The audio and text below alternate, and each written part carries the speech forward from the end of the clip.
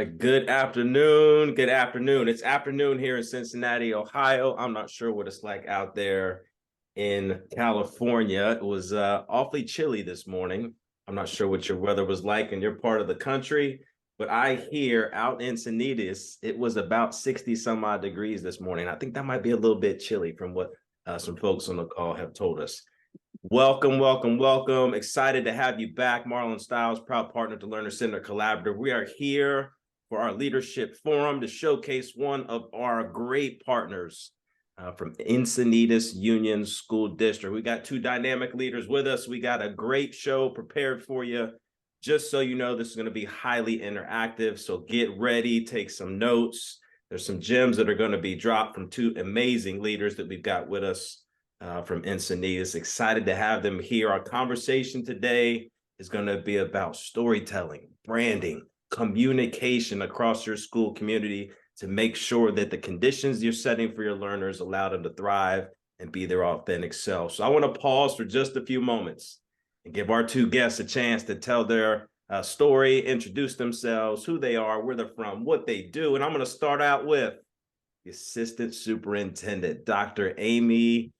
Please hop on the camera, tell us who you are, and kick the show off. Glad to have you, Amy. Thank you, Marlon. Great to be here. I think it's warmed up to about 72 degrees, so don't worry about us. We're going to be okay here in sunny Southern California. Good afternoon, everyone. I am Amy Illingworth. I am the very lucky Assistant Superintendent of Educational Services here in Encinitas Union School District in Southern California. I'm so excited to be with you and to be able to share just a little bit of our story with you today. All right, I'll jump in next. I am Andrée Grey. I'm the very proud superintendent here in Encinitas Union School District. This is my 32nd year in education and probably one of the ones that I'm already most proud of because of the work that we have been doing with Learner-Centered Collaborative and what's happening in our district. And I look forward to sharing some of our story with you, and hopefully we'll gain some insights from all of you as well. All right, buckle up, put your seatbelts on. It's going to be high octane. I'm telling you, we got some amazing content playing for you today. So, Amy, Andrée, if you're ready, I'm ready. You ready to kick this thing off? Give me a thumbs up if you are. Right. We're ready. I want to give a shout out to Eric real fast. Eric's from Duquesne, a special guest with us today. Eric, hear about the great things happening up there in Duquesne. Want to wish you the best of luck in your learner center journey up there as well. Dr. Gray, question for you. You and Amy are dynamic. You've got an unbelievable relationship. It is evident as I've interacted with you just how close you are, but more importantly, you're on the same page. And that is super important as far as a superintendent and assistant superintendent. You know, leadership is so important. And not just leadership, but communication is just critical to storytelling.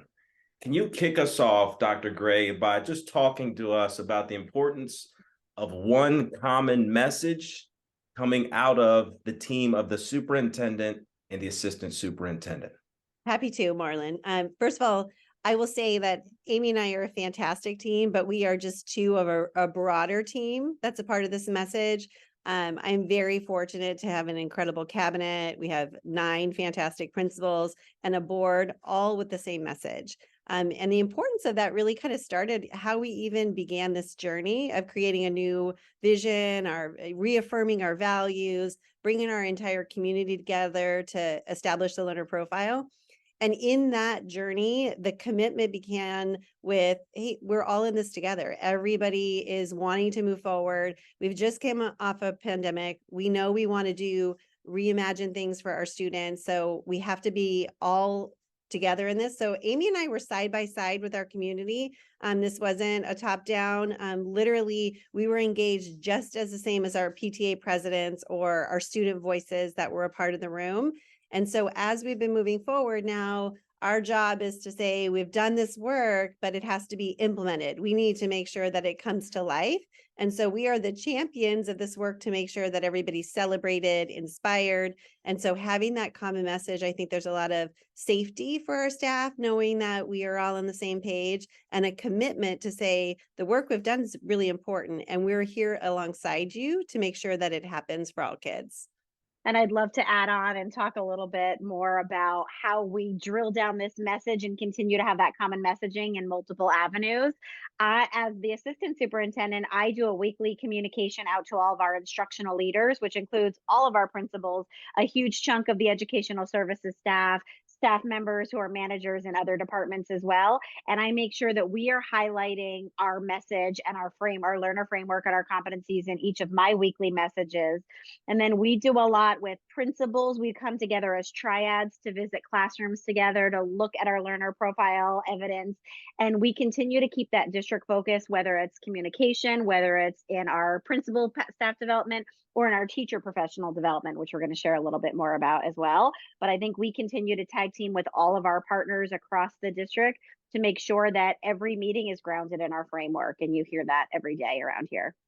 If you two don't mind, I'm gonna go off script for just a quick moment, right? You say tag team. I've heard it twice, just in a short message, your response to the questions.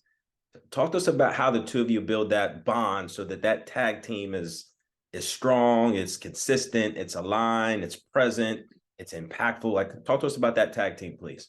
So we do a lot in terms of building connections and relationships. We talk the talk about that's important, but we also walk the walk. So, my cabinet, my executive cabinet even, we spend time outside of work together, bonding, getting to know each other. We do multiple offsite full days of vision planning together. We do those in unique places. We have shared experiences because it's really important that we're working together. And then there's a lot of systems we have in place to make sure we're always touching in. Where are we? What are you hearing? What are you seeing? Whether it's my superintendent chats where I, engage the community or I'm engaging a staff, my executive cabinet or board members are also present there so that they're also hearing. And then it's the next step is, okay, now what? Because we're a team. I can't do this alone. Amy can't do it alone. Our principals cannot do this alone. So it has to be a lot of not only personal connections, but also a trusting relationship that allows us to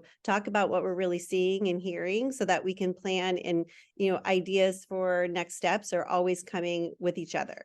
And I think a simple way you see evidence of that too is that sometimes we will send each other a text with a picture from a classroom that we've just been in and said, look, learner profile in the wild. And we will just share evidence in the moment. I may be at one school, Andrée may be at a totally different school, and we are sharing evidence with each other, not just to calibrate ourselves, but to celebrate across sites with one another.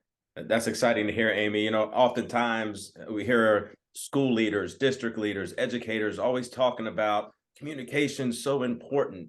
How can we get our story out on social media, right? And we're talking about communication is on social media. But in Encinitas, it's way more than social media, if you think about it. And I'm hearing you guys talk about being present, being available, being involved, standing alongside your school community. This notion of shared experiences is something that I've noticed is a really strong practice in Encinitas. Can you just talk us through what shared experience is? What is it? What does it mean? Then how is this strategy for communication and storytelling called shared experiences really starting to elevate the collective in the district? I'll start with that. We're a pretty small district and, we're 4,800 students. And so we have about 500 plus employees. And we really try to build that sense of community in everything we do. So, I send a Sunday message out to every single staff member. It's very personal to me. It's about my life, my reflections, what I see. I highlight our staff members in there, or I always share pictures of what I've seen. So we want them to hear and see who we are as people, but we also want to bring our people together as much as possible. So one of the ways that we kicked off the year, each year that I've been superintendent, we have brought together our entire staff for a kickoff at our farm lab, which is an outside venue, design and innovative space where our students visit and we grow our farm to school program. But we sit outside at a shared arena. We have inspiration and shared speakers. We have a t-shirt of the year every year that either has our logo. Amy has it. She's holding it up. This year, because it was a special launch, we went all out. We have a hooded sweatshirt.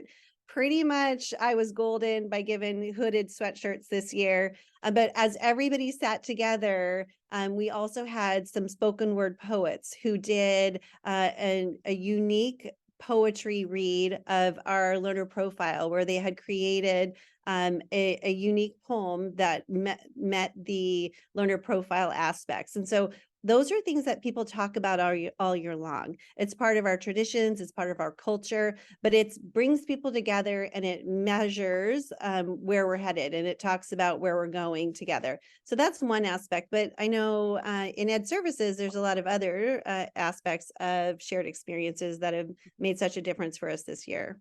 So true, Andre. I think another example is we have our learner profile in a beautiful color printed copy that we were ready to give to every staff member in August. And we could have just sent it out to the schools and said, okay, I hope they read it and let's get started. But that's not how we do things here. We wanted to make sure we launched the actual physical copy of the framework with some grounded common messaging across all 9 sites.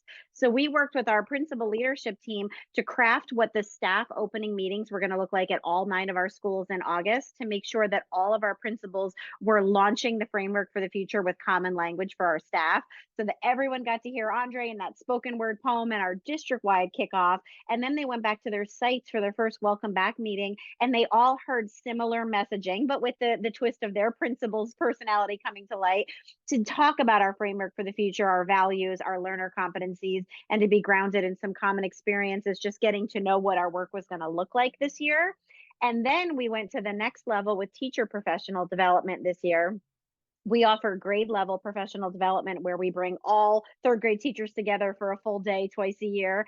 And this year, our focus during those grade level PDs was all about learning how to use the learner competencies within our units of study. So we've gone really deep in professional development so that every teacher is getting hands-on personal shared experiences and how to plan with the learner profile in mind.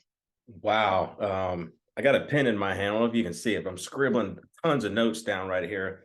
For our guests, I just want to just paint the picture real fast. In just a short while, after a few more questions, we're going to open some breakout rooms up, and you're going to have a chance to sit with Superintendent Grey and Dr. Amy as well, and get a chance to get a little more up close and personal with some of the topics that they're talking about. So as you hear some of these themes really start to surface, the power of communicating and storytelling, shared experiences around professional development, boom. I mean, mind blowing, some of the strategies that you're sharing. I want to highlight one thing that you said, and that was the idea of co-designed activities, right? I mean, think about that. Oftentimes in education, right, depending on your title, we try to craft the experience or be responsible for agenda making. I love the strategy that you shared around co-designing. And before we move on to our next question, we got to throw that sweatshirt up one more time, because I don't think everybody saw it was on that sweatshirt. I mean, the front is just a little logo, but the back is our profile, our competencies. Right. We started out talking about branding, brand identity. Branding is everything. It's what you want your people to know what you stand for. And you can see in Encinitas, you can see that learner profile present, brandedly present in all spaces. Dr. Grey, you offered us a challenge.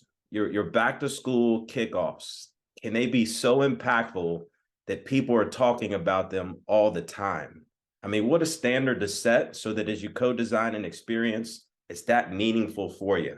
If you could just share just real fast, what's the one thing from this year's kickoff that you still think about all the time? I still think about as standing on the stage myself and seeing everybody I care about, my entire work family in our community, sitting around me in their sweatshirts together as one voice, one EUSD. And I know the sweatshirt seemed like a small thing, like it's swag, it's a trinket, but really like every time I'm out in our schools and I see our staff either wearing their vintage shirts from 4 years ago or their new hoodie sweatshirts, I know there's a sense of pride in that. So for me, what stood out is just when I look at us as one community. And I will say every year, even though these are completely voluntary, the attendance we have every single year has increased over time. And it is not easy for our staff. They have to park miles away, but they come, they carpool, they get there because they know they're going to have an inspirational message. And it's not just my message, because I do give a message, but they also know that there's going to be outside people also sharing their stories. That's been a part of our work. And they're going to leave with, old friends and, have a chance to connect. So for me, it's just seeing everybody together wearing their sweatshirts, knowing we're a community. Love it. Love it. Connection, right? Connection with people, whether big, littles, staff, community members, connection with people. I feel that in the leadership from this team right here today, and want to give you a chance to showcase that a little bit more, that connection with people. As you think about areas that you've doubled down on, I can feel, right? I can feel, you've talked about this before, you've doubled down on this notion of not just connecting with people, but face-to-face communication strategies that you're using. Enlighten us on some strategies that you feel are effective, some strategies that are high yield for you, that giving you a great impact. Dr. Amy, can we kick it off to you first? Sure. Get into that crazy brain of yours and see how face-to-face strategies are really impacting your district. Absolutely. So I said that I send a weekly newsletter out to all of our principals, our instructional leaders every week. So that is not face to face. That is an overarching message for a week. But what I also do every single week is I schedule site visits with all of our principals. So I am in classrooms with principals weekly. And when principals and I are walking classrooms, that's my opportunity to coach principals. And it's our opportunity collectively to find the bright spots in our classrooms, especially this year with a focus on our learner profile. Every time I'm at a site visit, I make sure we're asking, have we seen collaboration today? Are we seeing skilled communicators in action? Where is global citizen falling inside or outside of our classrooms? So we are making a point to look for evidence or find where we haven't yet found evidence in our classroom visits. And in my coaching, what I'm modeling is how we can then give feedback to teachers, which our principals then take and give that feedback directly to teachers. And we model and encourage that in a face-to-face communication as well, because an email feedback loop is not the same as a face-to-face coaching conversation.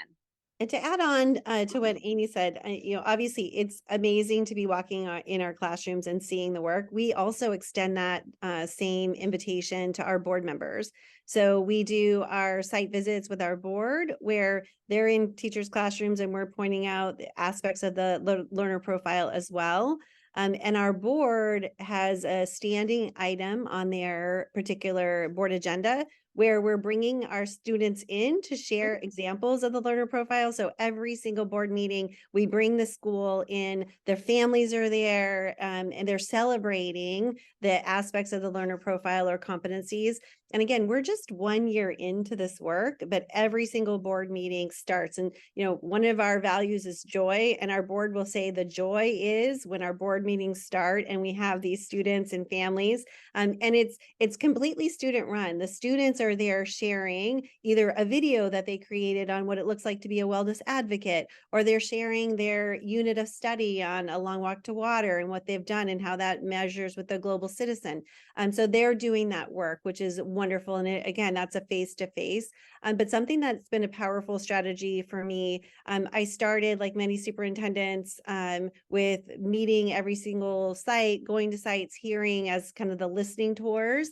And I really capitalized on that system, not only during the pandemic and having regular times, those were virtual, but now I use those on a regular basis, both spring and summer, every single school site, one with staff, one with the community, to share what's happening. This is where I'm saying where we are in our work with the framework for the future, but then also listening to them. And one of my favorite things I hear is when our families are sharing what they're seeing and how they connect it to the learner profile. I don't even have to make the connections. They're actually there saying, oh, well, I know that matches global citizen. The other way that I do that, our intention is to have every single system in our organization talking the same talk, that there's such clarity in our vision and where we're headed. So I do, like many schools or school districts, a monthly PTA presidents meeting. And my job in those PTA president meetings is to recognize that they're learners as well. And if our vision is that we're going to make sure that we're going to ignite the limitless potential of all learners, that includes our PTA presidents, because they are creating events and activities and community that needs to match where we're looking to go and where we're headed. And so at those meetings, I celebrate and highlight our learner profile aspects, and then they do some of the work in thinking about, well, what does this look like? So if we are looking at inclusive practices because we are wanting global citizens in our district, what do our PTA events or our PTA boards look like with inclusivity, and how can they do things differently? So those face-to-face interactions where they can be vulnerable, they can ask questions, they can push my thinking and I can push their thinking, whether it's our PTA presidents, our principal meetings face-to-face, our superintendent chats, those are all having the same common language. And we're spending time talking about what it looks like in our district now and where do we hope it's going to go. Wow, gym after gym after gym, tons of strategies. If I'm a listener right now, can you just take a quick second? Doesn't matter who. If it's important to you, if it's important to the organization, important to the impact on kids, we find a way to make time for it. Of all that you just shared, both of you, how do you find the time to do this important work? So Marlon, I will tell you, after 19 meetings in 3 weeks with our superintendent chats, every single time, whether it be spring or fall, I look at my assistant and say, how do I do this? How can we do? And every single time I say, thank goodness I do this, because it is so much time, but it is time well spent, because not only do I hear things related to the learner profile, but I also hear patterns and trends and needs and concerns. And I also hear the great things, because one of my first questions is what's going well?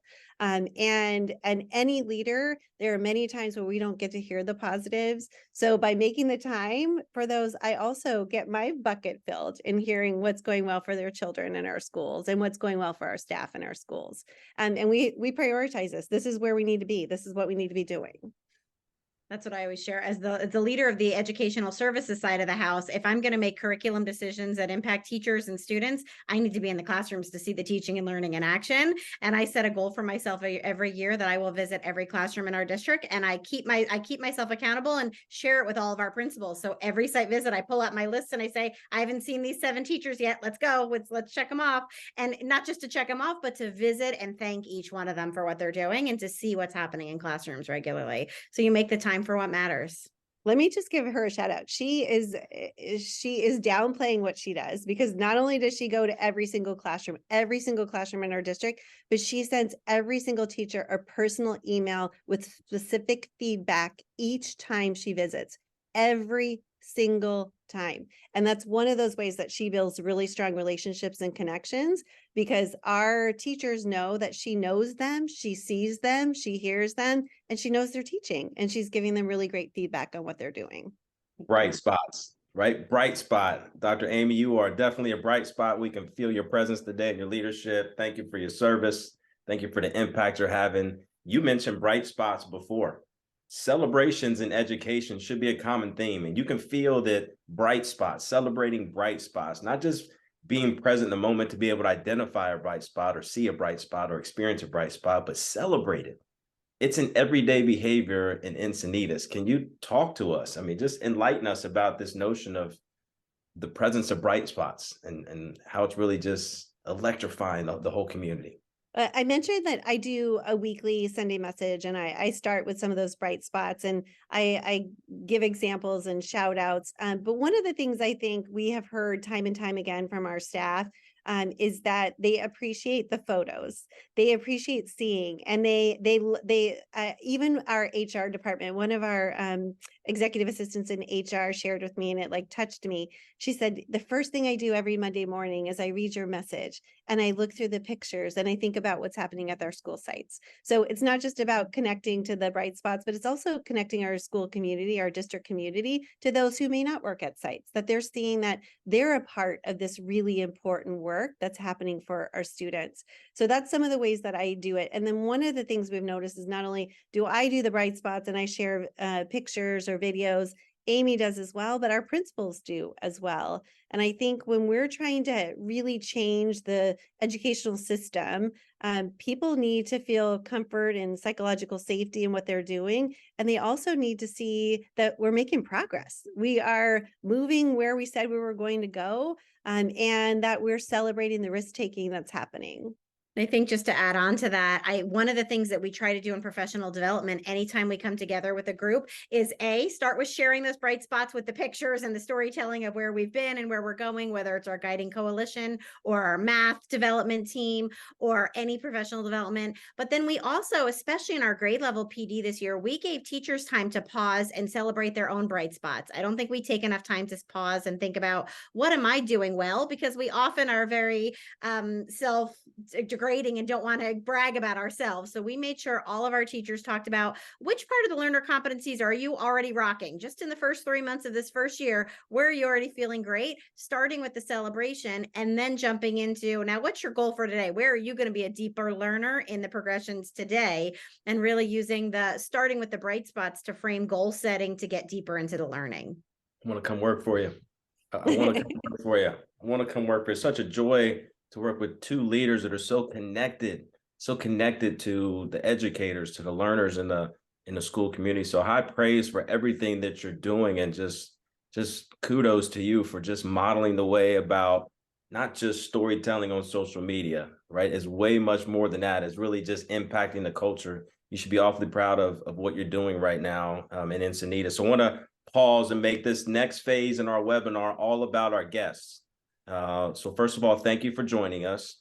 We've carved out a portion of this webinar not to continue to share strategies, but to give you a chance to join us in some breakout rooms where both of our featured speakers are going to be in a room talking about specific topics. This session is designed so that you as the learner are at the center by design, and you get to get intimate with our guests and ask them questions.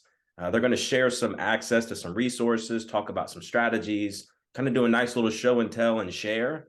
So it's an opportunity for you to gain some deeper content around topics that are most important to you. So we're going to open up 2 breakout rooms. And breakout room number 1, Superintendent Grey is going to be in there. She's going to be sharing some examples of how these strategies that she's talked about, how they actually look in real life. So if you're interested in kind of getting a real sense of what that may sound, look, and feel like, check out Superintendent Grey in breakout room number 1 and breakout room number 2. Again, this is your choice. Assistant Superintendent Amy is going to be in there talking about communications. That's right, throw up the deuces. Communications and the impact it's having on professional development across the entire school district. Again, 2 different topics. This session is all about you. Please choose a breakout room that sounds most interesting to you. We know that the conversation and the content is going to be meaningful, so make sure this is all about what you're most interested in. We're going to shut the rooms down here for probably about 15 minutes and give you a chance to dig into some conversation with our 2 featured speakers. So again, breakout rooms are now going to be open here in just a second. Ash, if you want to go ahead and open those things up. Breakout room number 1, show and tell examples. Breakout room number 2, communication and the impact on professional development. Have a good time. Again, thank you for showing those strategies. We'll see you back here in about 15 minutes. All right. Woo. I wish we had another hour. I'm not sure about you. Love the conversation. Love the dialogue. Thank you so much for spending some time in the breakout rooms. Our time is quickly coming to a close. Speaking of close, this is my favorite part of the whole Partner Forum, Leadership Forum webinar. That's just a chance to have some closing comments. So this is unscripted. This is wide open. Whatever's on your heart, whatever's on the top of your mind, whatever you're feeling right now as it relates to education. We're going to start with some closing comments. Dr. Amy, if you could kick us off and just share some closing comments for our audience, please. And then Superintendent Grey will be up next. I would be happy to. Thank you so much, Marlon. Thank you all for joining us today. It's been great to be able to talk to you about this. One of my passion areas outside of everything we've already shared is equity. Equity is a big word and a big topic in education these days. And I am so proud of the journey that our district has taken regarding equity in the last 3 years. We have an equity committee. We've spent 3 years planning professional development so that every single staff member, every single position from grounds to maintenance to custodian to classified staff member to certificated staff member to management have all participated in 5 professional learning sessions around equity to make sure we have common language and messaging in that area as well. And we knew this year we needed to bring that learning out to our community. So we've launched a podcast this year to take our learning out to our community as well. And it's also shown up in our learner profile. We have a value of belonging in our district, and that's been one of our key values. And our competency of global citizen is really, global citizen, is really where we've embedded the work of equity. So it came to light in our guiding coalition as we were planning. And I'm proud to say that equity continues to be a driving force. Even if the word equity is nowhere on our profile, it is in our profile because it's part of our everyday work. And I'm very proud of that. I'll follow up with that because I think for our teachers to do a lot of the hard work around equity, both for themselves and for our students, we've really had to focus on making sure our culture and climate was a safe place to be. And I think just in terms of public education right now for all of us, it can be very trying. There's a lot of political divisiveness. And we've been really focused on making sure that we are paying attention to our teachers, our community, and how they're feeling, and that there's psychological safety and taking risk and trying new things. And that means we have to continue to forge really trusting relationships, have really honest communication. I worry and I'm concerned about the flight of many positions in public education, whether it be superintendents or teachers, because of the pressures that are being placed. And so I think it's up to us as leaders to really cultivate climates that make people want to stay, that foster a sense of belonging, foster risk-taking and autonomy, and really stay focused on this really important work that we're doing. Thank you both for those words of wisdom and those closing comments. Truly, truly grateful for the knowledge that you shared with us today. I don't know about our guests, but I am so much better now than I was 45 minutes ago. I'm gonna have to find a new pen at some point tonight so I can finish the rest of my work. There you have it. Encinitas Union School District, where they are igniting the limitless potential of all learners. And today was more, it was more than just storytelling. It was more than communication. We had some strategies. We had leaders on here today, learner-centered educators, learner-centered leaders who were demonstrating the power of connectedness, culture, coherence in many, many different ways. So thank you for showing us not just best practices, but practices that allow us to stand alongside educators and learners out in the community and truly impact the mission and vision that you're on. So kudos to you for the great work happening in your school district. Kudos to your staff for really embracing change, more importantly, placing your learners at the center by design. And more importantly, everybody on the call, anybody who might be listening, we're walking into winter break. So on behalf of the Learner Center Collaborative family, a couple things here for you before we shut down.